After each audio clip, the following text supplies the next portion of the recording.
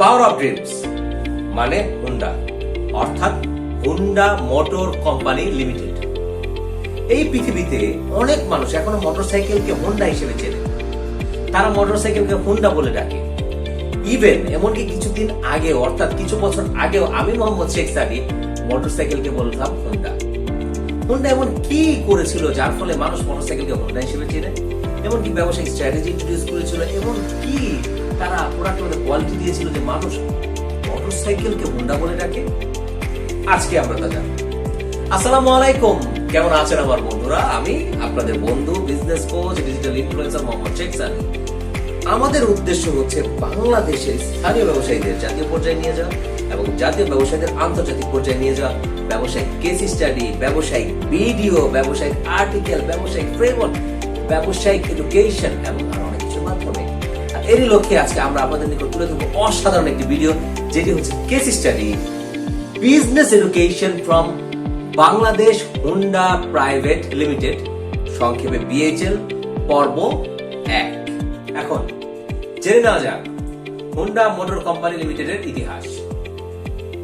Honda তারা হচ্ছে Japanese multinational corporation, পৃথিবীর সর্বশ্রেষ্ঠ অর্থাৎ ওয়ার্ল্ড লার্জেস্ট মোটরসাইকেল ম্যানুফ্যাকচারার। এছাড়াও হুন্ডা মোটরসাইকেলের পাশাপাশি এয়ারক্রাফট, পাওয়ার ইকুইপমেন্ট আরো অনেক কিছু উৎপাদন করে। হুন্ডার ফাউন্ডার হচ্ছে সুসুরিও হোন্ডা এবং টেকেরো ফুজিসাওয়া। 1949 সালে হুন্ডা তার ব্যবসা শুরু করে। হুন্ডা মোটরসাইকেল কোম্পানি লিমিটেডের প্রোডাক্ট টাইপ হচ্ছে মোটরসাইকেল এবং স্কুটার।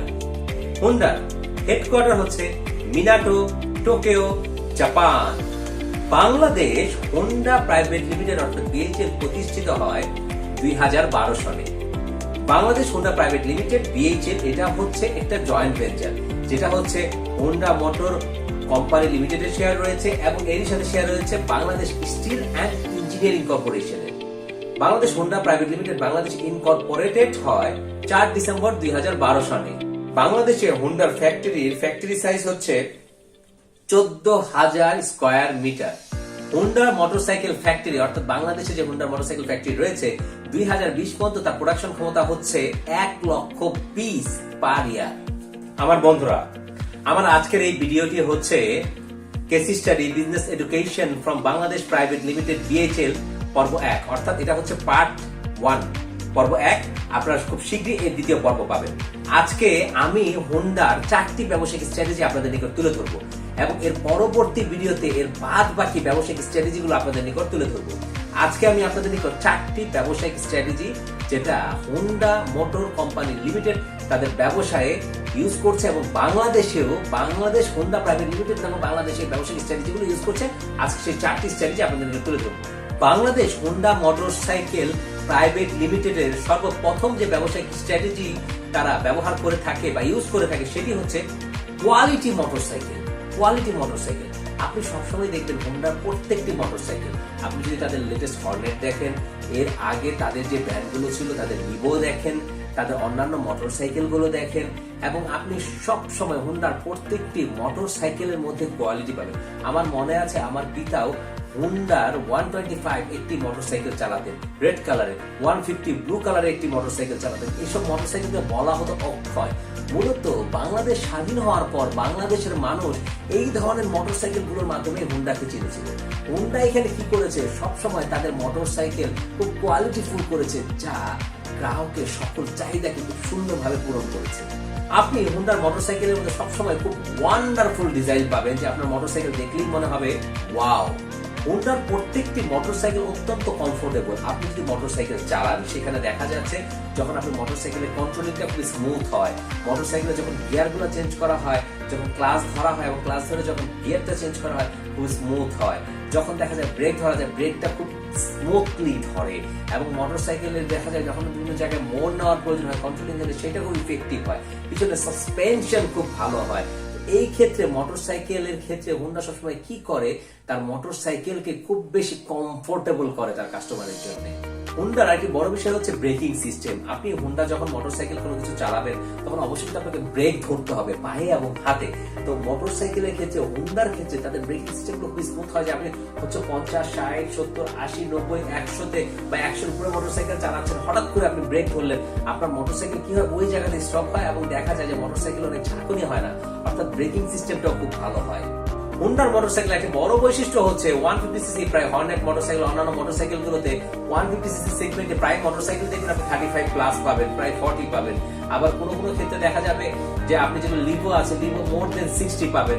এবং অন্যান্য মোটরসাইকেল গুলোতে হুন্ডার মাইলেজ খুব ভালো। আমার মনে আছে আমার পিতা যখন লাল কালারের যে এক্সেল মোটরসাইকেল ছিল 125 রেড কালারের, বা অনেক চাচা ছিলেন যারা হচ্ছে 150 চালাতেন এক্সেল, সেখানে একবার 1 লিটার তেল দেখা যেত 50-60 টাকা তারা পেতেন বলতেন, আমি আসলে জানি না, কিন্তু আমার কাছে মনে হতো তারা খুব ভালো মাইলেজ দেয়। তো হুন্ডার মোটরসাইকেলের মধ্যে আপনি খুব মাইলেজ পাবেন এবং এটা একটা ইফেক্টিভ পয়েন্ট। আমার বন্ধুরা, কোয়ালিটি মোটরসাইকেল বলতে যে পয়েন্টগুলো আমরা বুঝি তার সবকিছু হুন্ডার মধ্যে ছিল। তা আপনার বিষয় হচ্ছে বন্ধু, আপনি সার্ভিস দেন অথবা কোনো প্রোডাক্ট উৎপাদন করে বাজারে সাপ্লাই দেন, আপনাকে মেক শিওর করতে হবে ভাইজান আপনার প্রোডাক্ট কোয়ালিটিফুল কিনা এবং আপনার প্রোডাক্ট মানুষের চাহিদা পূরণ করবে কিনা তার কোয়ালিটি দিয়ে। তাহলে আপনার ব্যবসাকে আপনি বুস্ট আপ করে নেক্সট লেভেলে নিয়ে যেতে পারবেন।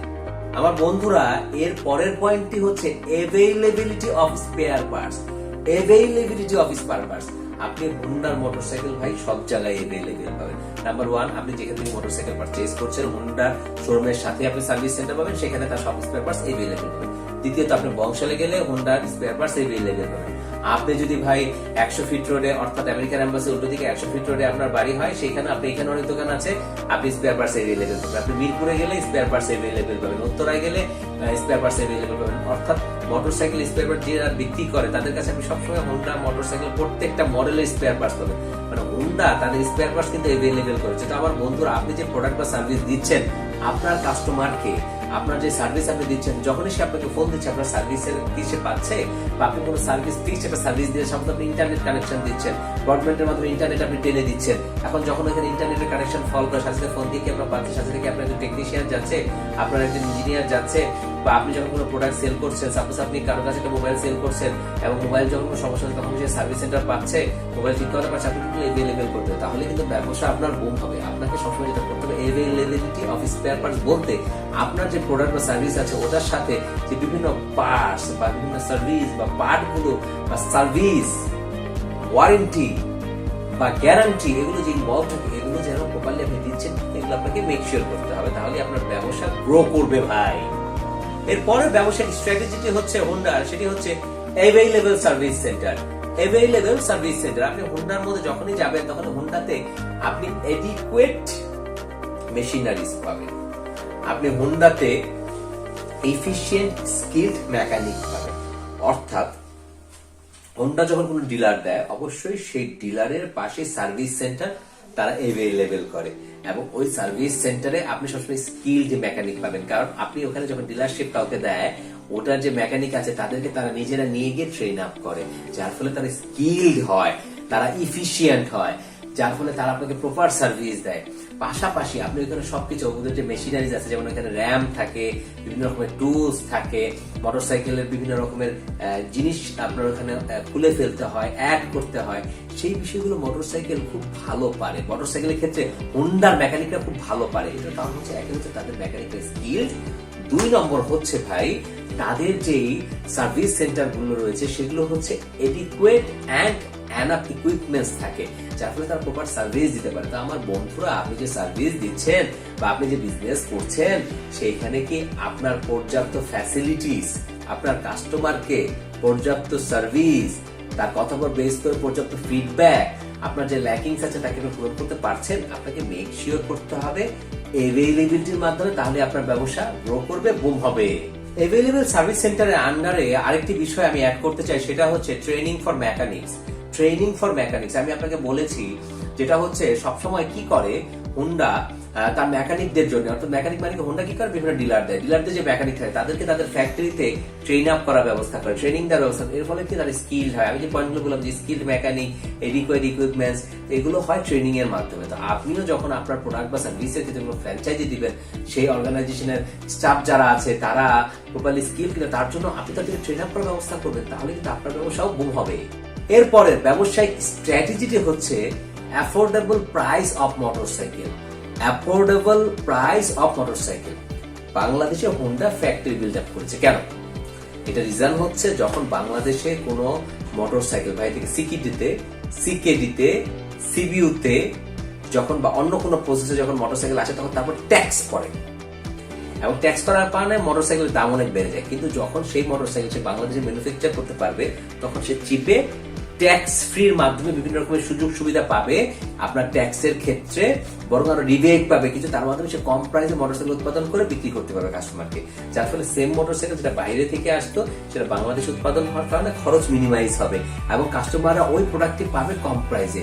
এবং এটার কথা চিন্তা করে কিন্তু Honda motor company limited Bangladesh Honda private limited নামে কোম্পানি তারা আরেকটা প্রতিষ্ঠা করে তারা কি করেছে ভাই, বাংলাদেশের ফ্যাক্টরি তারা বিল্ড করেছে।